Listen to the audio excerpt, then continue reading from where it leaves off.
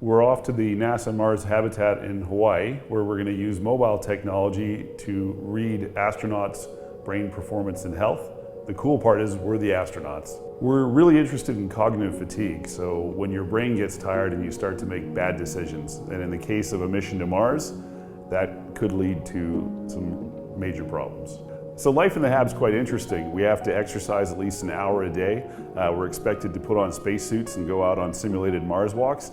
And there's all sorts of lifestyle changes. Our meals are going to be freeze-dried, and the one I'm least looking forward to is we get a whopping 2 minutes of water a day for showers. It's going to be smelly. So the hardware we use is the Muse EEG headband made by Interaxon in Toronto. And essentially it's using pressure, so there's contact between the electrode and the skin, and that picks up the electrical signal from neurons in the brain firing, just the same way that an ECG would pick up your heart rate with electrodes over the heart.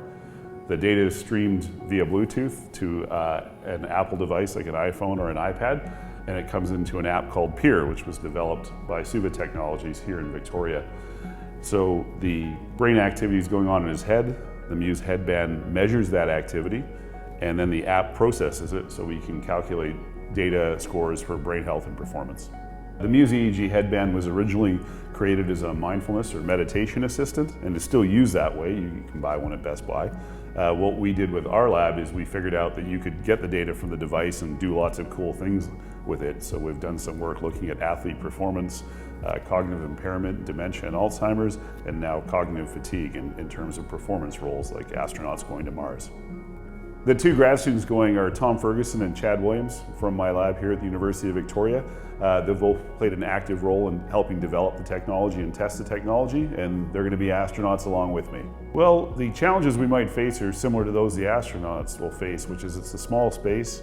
It's a pretty demanding workday that we're going to be a part of, so we're going to get tired both physically and mentally. And of course, just the isolation, being away from home and not being able to contact people that we wanted to speak to. What am I looking forward to the most? Being an astronaut. I've wanted to do that since I was 5.